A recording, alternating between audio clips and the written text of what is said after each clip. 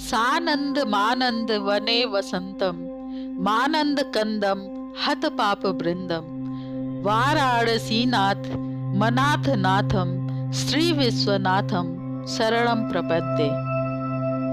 12 ज्योतिर्लिंगों की श्रृंखला में आज 9वें और 10वें ज्योतिर्लिंग पर बात करेंगे। मैं अनामिका आप सभी का हार्दिक अभिनंदन और स्वागत करती हूँ। उत्तर प्रदेश में काशी अर्थात वाराणसी को भगवान शिव की नगरी ही कहा जाता है। काशी विश्वनाथ मंदिर वाराणसी में गंगा नदी के तट पर विद्यमान है। इस मंदिर और गंगा आरती को देखने के लिए देश विदेश से लाखों श्रद्धालु यहाँ पहुँचते हैं। इस मंदिर के दर्शन को मोक्ष प्रदायी माना जाता है। इस मंदिर का दर्शन करने वालों में आदि शंकराचार्य, संत एकनाथ, रामकृष्ण परमहंस, स्वामी विवेकानंद, स्वामी दयानंद, गोस्वामी तुलसीदास जैसे बड़े महापुरुष रहे। ईश्वर की अनुकंपा से मुझे भी इस नगरी में रहने का सौभाग्य प्राप्त है। सनातन धर्म में काशी विश्वनाथ का अत्यधिक महत्व है। कहते हैं कि काशी तीनों लोकों में न्यारी नगरी है, जो भगवान शिव के त्रिशूल पर विराजती है। यहाँ भगवान शिव को विश्वेश्वर और विश्वनाथ नाम से भी पुकारा जाता है। काशी को मोक्षदायिनी भी कहा जाता है। एक कथा के अनुसार एक बार महारानी अहिल्याबाई के सपने में भगवान शिव जी आए। अहिल्याबाई भगवान की परम भक्त थी। उन्हें भगवान के दर्शन से अति प्रसन्नता हुई। उन्होंने सन 1780 में इस मंदिर का जीर्णोद्धार करवाया। बाद में राजा रंजीत सिंह ने 1853 में 1000 किलोग्राम सोने को मंदिर के कलश और शिखर पर लगवाया। इस मंदिर का 3500 वर्षों का लिखित इतिहास है। इसका निर्माण कब किया गया, इसकी जानकारी नहीं मिलती। पौराणिक कथा के अनुसार काशी विश्वनाथ ज्योतिर्लिंग के संबंध में कई कथाएं प्रचलित हैं। एक कथा के अनुसार जब भगवान शंकर मां पार्वती से विवाह करने के बाद कैलाश पर्वत पर रहने लगे, तब मां इस बात से नाराज रहने लगी। भगवान को जब ये पता चला तो वो कैलाश छोड़ काशी नगरी में आकर रहने लगे और यहाँ ज्योतिर्लिंग के रूप में स्थापित हुए। कहा जाता है यहाँ का ज्योतिर्लिंग किसी ने बनाया नहीं, बल्कि यहाँ निराकार परमेश्वर ही भगवान विश्वनाथ के रूप में साक्षात प्रकट हुए। एक दूसरी कथा के अनुसार भगवान शिव मां पार्वती के साथ हिमालय पर्वत पर रहते थे। भगवान शिव की प्रतिष्ठा में कोई बाधा न आए, इसलिए मां पार्वती ने कहा कि कोई और स्थान चुनिए। भगवान शिव को काशी नगरी बहुत पसंद आई और उन्होंने वाराणसी को ही अपना निवास स्थान बना लिया और तभी से बाबा भोलेनाथ मां पार्वती के साथ यहाँ विराजमान है। काशी हिंदू विश्वविद्यालय में भी एक विश्वनाथ मंदिर विराजमान है। कहा जाता है कि एक बार माननीय मदन मोहन मालवीय जी को भगवान के दर्शन हुए और उन्हें आदेश मिला कि बाबा की स्थापना करें। तब उन्होंने वहां मंदिर बनवाया। मंदिर शुरू करने पर कुछ दिनों के बाद उनकी तबीयत खराब हुई। तब यह जानकारी उद्योगपति युगल किशोर बिरला को मिली। तब उन्होंने इस मंदिर की स्थापना का कार्य पूर्ण कराया। इस प्रकार हमने बाबा भोलेनाथ काशी विश्वनाथ की कथा सुनी।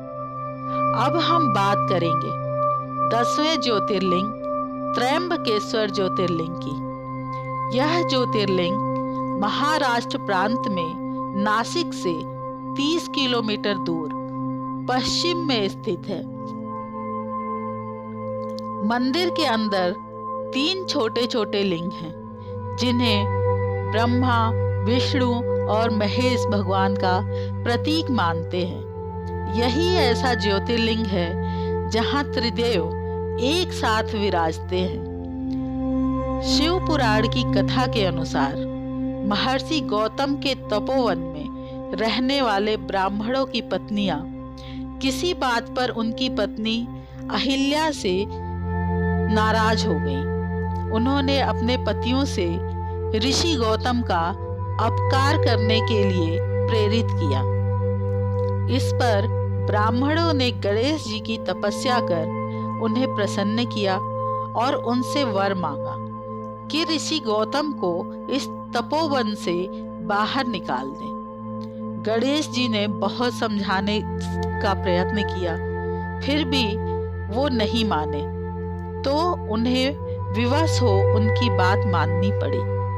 अपने भक्तों का मन रखने के लिए वे एक दुर्बल गाय का रूप धारण कर ऋषि गौतम के खेत में रहने लगे। गाय को फसल चरता देख ऋषि बड़ी नरमी के साथ हाथ में तृण लेकर गाय को हाँकने के लिए बढ़े। तृण के स्पर्श होते ही गाय मर गई। अब वहां हाहाकार मच गया। सारे ब्राह्मण वहां एकत्रित हो ऋषि गौतम को गौ हत्यारा बोलने लगे और बोले, आपके निकट रहने से हमें भी पाप लगेगा।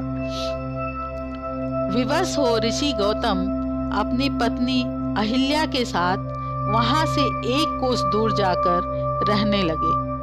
जब उन्हें वहां भी परेशान किया गया और ब्राह्मणों ने कहा कि अब आपको वेद पाठ और यज्ञ आदि करने का अधिकार नहीं, तो गौतम ऋषि ने प्रार्थना की कि आप सभी मुझे प्रायश्चित और उद्धार का कोई उपाय बताएं। तब ब्राह्मणों ने कहा कि आप अपने पाप को सर्वत्र बताते हुए 3 बार पूरी पृथ्वी की परिक्रमा करो, फिर लौटकर यहाँ 1 महीने तक व्रत करो। इसके बाद ब्रह्मगिरि की 101 परिक्रमा करने के बाद तुम्हारी शुद्धि होगी, अथवा यहाँ गंगा को लाकर उनके जल से स्नान करके 1 करोड़ पार्थिव शिवलिंग अर्थात मिट्टी के शिवलिंग बना भगवान शिव की आराधना करो और पुनः गंगा जी में स्नान करके ब्रह्मगिरि की 11 बार परिक्रमा करो। फिर 100 घड़ों के पवित्र जल से पार्थिव शिवलिंग को स्नान कराने से तुम्हारा उद्धार होगा। ब्राह्मणों के कथनानुसार महर्षि गौतम वे सारे कार्य करने में पत्नी के साथ पूर्णतः तल्लीन हो गए और भगवान शिव की आराधना करने लगे। इससे प्रसन्न हो भगवान शिव ने प्रकट होकर उन्हें वर मांगने के लिए कहा। तब महर्षि गौतम ने उनसे गौ हत्या के पाप से मुक्त करने का वरदान मांगा। इस पर भगवान शिव ने कहा, हे गौतम, तुम सर्वथा निष्पाप हो। गौ हत्या का पाप तुम पर छल पूर्वक लगाया गया है और ऐसा करने वाले तुम्हारे आश्रम के ब्राह्मणों को मैं दंड देना चाहता हूँ। इस पर महर्षि गौतम बोले, हे भगवान, उनके निमित्त से ही मुझे आपका दर्शन प्राप्त हुआ है, अतः आप उन पर क्रोध न करें।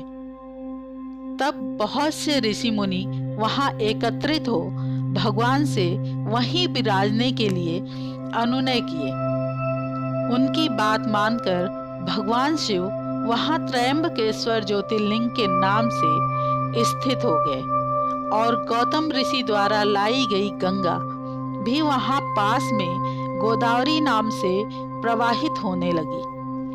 इस प्रकार यह ज्योतिर्लिंग समस्त पुण्यों को प्रदान करने वाला है। ओम नमः शिवाय। जय सनातन, जय भारत।